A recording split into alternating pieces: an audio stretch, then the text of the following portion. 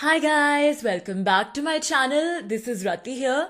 So in this video today, I'm going to review the Everyday Hero Manifesto by Robin Sharma. As a lot of you might already know about Robin Sharma, he's a very famous motivational speaker and an author. He coaches all kinds of people from all walks of life on mantras of success. He coaches millionaires, multimillionaires, and like I said, he's a world famous motivational author who is best known for his earlier work, The Monk Who Sold His Ferrari. So I'm going to try and give you an honest review of this new book of his one of his latest books, The Everyday Hero Manifesto. Now guys, to be honest, I was a bit disappointed after reading this book. Now this is my second book of Robin Sharma after The Monk Who Sold His Ferrari. So obviously I was constantly comparing it to The Monk Who Sold His Ferrari. And it's in comparison to the book, and otherwise also that I found this book, The Everyday Hero Manifesto, a bit disappointing. Now let me list the things which I did not like and the things which I did like about this book one by one. Now to begin with the title itself, The Everyday Hero Manifesto, I think the title is pretty misleading and doesn't convey the content of the book, doesn't really relate to the title as such. When I saw the title, The Everyday Hero Manifesto, I was, expecting some kind of inspiring stories about everyday people, about ordinary folks, from all walks of life who struggle every day, in their mundane jobs, their daily lives and struggles and all that. But what you really get from this book is, really sort of a lot of jargon and a lot of management kind of jargon, mindset, heart set, all that formulas for success. And the kind of people that Robin Sharma is constantly referring to, with no offense, aren't really, those everyday heroes I was expecting to read about. They are, pretty much well-off elite people. And it's, the kind of things, even if he's giving you some advice, the kind of things he's expecting, like, the kind of examples that are being given, like, take a vacation whenever you want and have this coach, that coach, have a behavior coach, and you should spend money when you have to, all those kinds of things. I don't really think a lot of these things reflect the life stories of everyday heroes, ordinary people, and nor can a lot of these things be implemented by ordinary people. So I do think that even though the book has a lot of good advice to offer, a lot of good content, but somehow there's a mismatch between the title of the book and what the book contains. This was my first criticism. Coming to the second criticism, when I read The Monk Who Sold His Ferrari, and I'm, somebody who's new to reading motivational books, I'm not really a regular reader of the motivational books genre.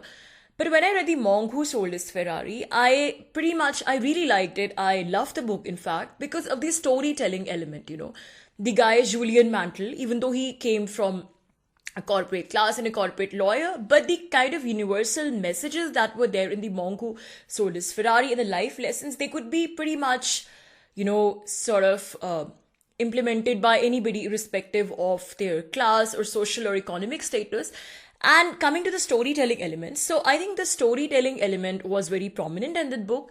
And according to me, if you're trying to teach your readership something, then the book has to have some kind of a narrative, some kind of a storytelling element. Otherwise, for the reader, it's very boring and the reader loses interest. Now, this is a big drawback, a big flaw that I saw in the Everyday Hero Manifesto. I took a long time to read it and I kind of lost my patience halfway down the line because it is written like a textbook. As I said, there's a lot of jargon about mindset and headset and this and that and formulas, paradigm, this paradigm, that paradigm. And I'm not saying that all this cannot be useful. A lot of stuff is useful. And a lot of chapters, in between, I sort of enjoyed reading some of the stuff. But what I'm trying to say is that because of the lack of a narrative, the book literally, has no coherence. And it is very difficult for you to remember all those principles, all those things that he's saying. Because a lot of it is jargon, a lot of it is repetitive, and it's very preachy. And there's no narrative. There is absolutely no storytelling here. And the worst part is, it has so many chapters, small chapters, more than 100 chapters, I think. So there's no correlation between one chapter and the next chapter. In one chapter, he's talking about, something. In the other chapter, he jumps to a completely randomly to a different topic altogether.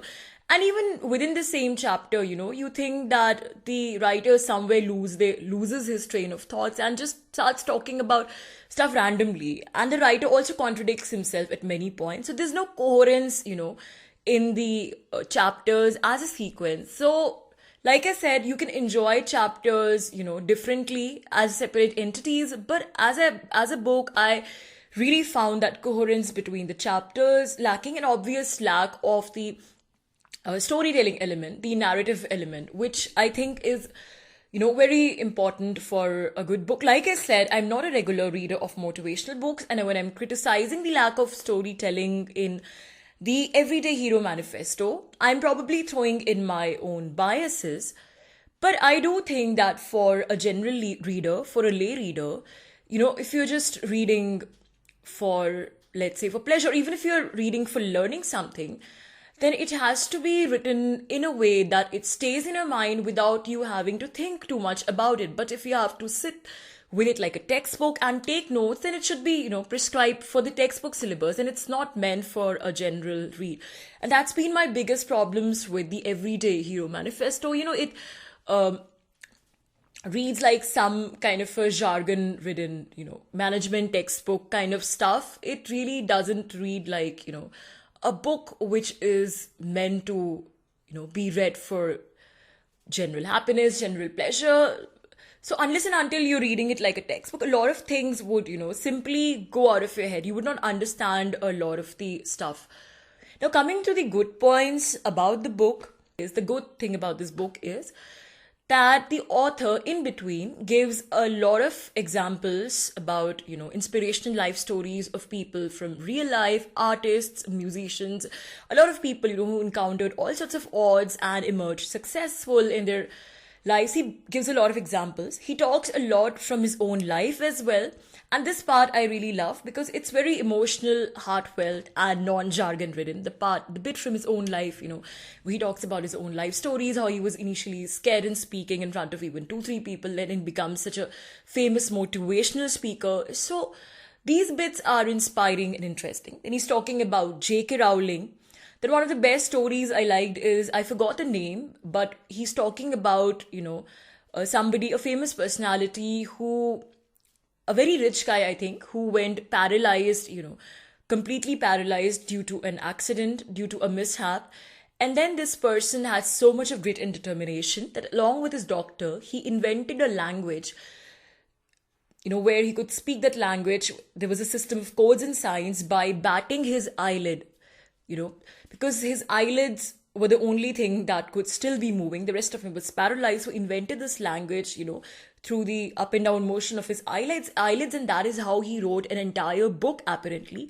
So these things, these stories, I found really inspiring. And I personally think that if Robin Sharma, the author, would have, woven these stories and the personal touch and a little bit of more, narrative style and given the book a bit more coherence, then it would have actually become a masterpiece like the monk who sold his Ferrari.